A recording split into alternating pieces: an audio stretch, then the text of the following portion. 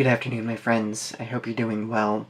So, a little over a week ago, I posted a video titled Growing Up a Gay Godzilla Fan because I enjoy creating conversation about social things happening within fan bases or other communities because I find it to be educational and beneficial.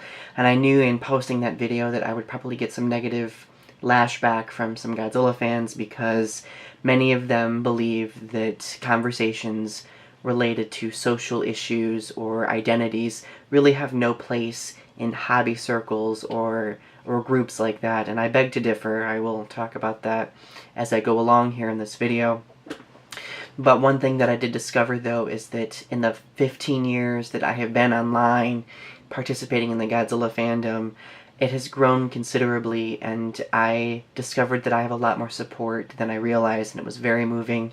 A lot of people were standing in solidarity with me, giving me encouragement, saying that they appreciated the message, and to all of those people, I really appreciate that. That means the world to me.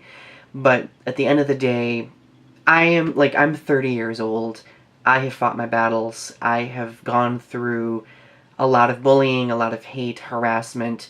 I am most worried about those teenagers who are 15, 16 years old sitting in front of a computer trying to figure out who they are and identifying with these fictional characters. I'm most worried about them because I'm afraid that they, like what happened to me, will have people make negative comments to them if they decide to come out to them, or if they decide to share personal aspects of their lives, because for many LGBT and other people in many different fandoms, the internet is our only escape. And I wanted to briefly talk about this by showcasing a few of the comments that I received, not to get the individual's negative feedback. I'm not screen capping them. I'm not trying to sow dissension or to be salty, which, you know, I love being salty every now and then, but there's a time and place when it comes to being salty.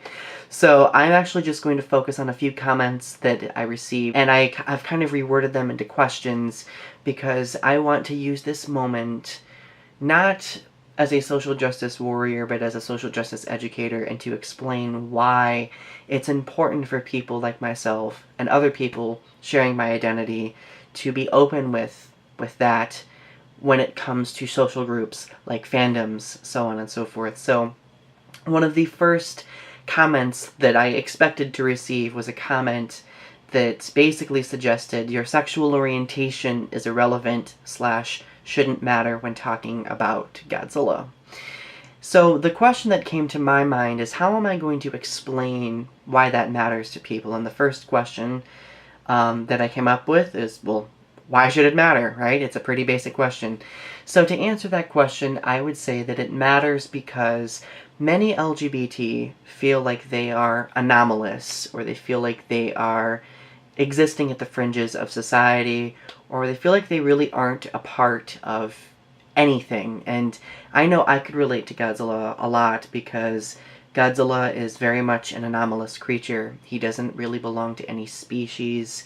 He's so much different than what we see everywhere in this world. And in a way, I think he's misunderstood in many different contexts. And that's why I found him very relatable. And when it comes to these fictional characters, that is how we escape. And that is also how we learn more about ourselves. Like, my love of Mothra, for example, helped show me the significance of persevering, how important it is to keep on being a genuinely good person. In explaining this to people in the past, I have also had comments like, why are you reading too much into these characters? And in my opinion, and this has been studied widely, like authors like Jonathan Gottschall, for example, have made comments like this. He's also a scholar, where we've created social commentary by investigating these fictional creatures or fictional stories. Stories exist in order to help us examine ourselves, examine our roles in society, and also examine social issues happening. It's happened in Godzilla films since the beginning.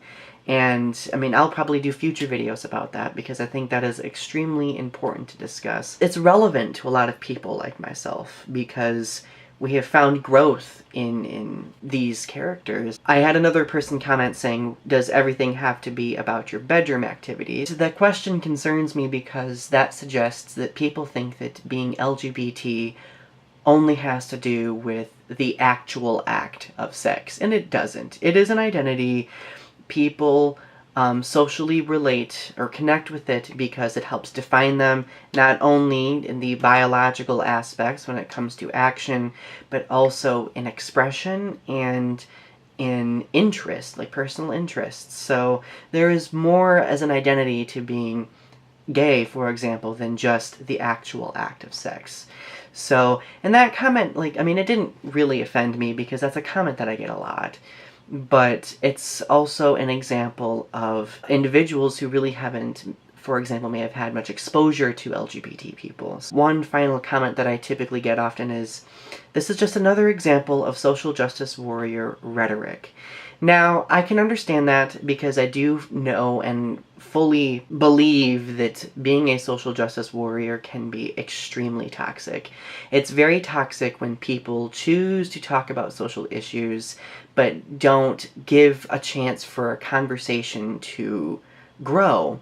So, for example, I in the past have made videos about being a social justice educator because I am a teacher myself, and I think it's important for teachable moments to happen, especially when hate is involved. When I have people retaliating against me, being hateful or harassing me, my first instinct is not always to, give them a good old bitch slap.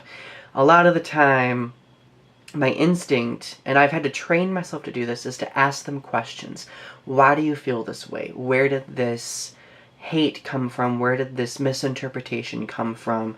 And that helps at least create a conversation, which means that people are more liable to listen. That's why I do videos talking about my identity in conjunction with the things that I love, because I want to help people understand why it's important for that 14, 15-year-old kid sitting in their bedroom, not knowing if they should come out, to look at these fictional characters and realize that they mean something, and help them grow out of pain or grow out of misunderstanding themselves. It's all about making a difference for oneself. And I think by perpetuating those stories and those experiences, I hope that maybe one of those people might listen and hear it and find empowerment, or a person who may not have ever been exposed to that mindset or set of experiences might look at it and be like, that's really interesting. I'm very intrigued that Godzilla or Mothra can do that for someone. So, final question for all of you. Godzilla fans, anybody else who's watching this, share in the comment section below what a fictional character or set of fictional characters, or even a story, has done for you as an individual. How have they helped you grow in some way? Thank you guys for taking a chance to listen to this. Thank you for always being willing to have a conversation with me. That is what's most important. And if you haven't subscribed to my channel yet and you would like to hear more content like this, feel free to. I appreciate the support. Anyway, have a great rest of your day.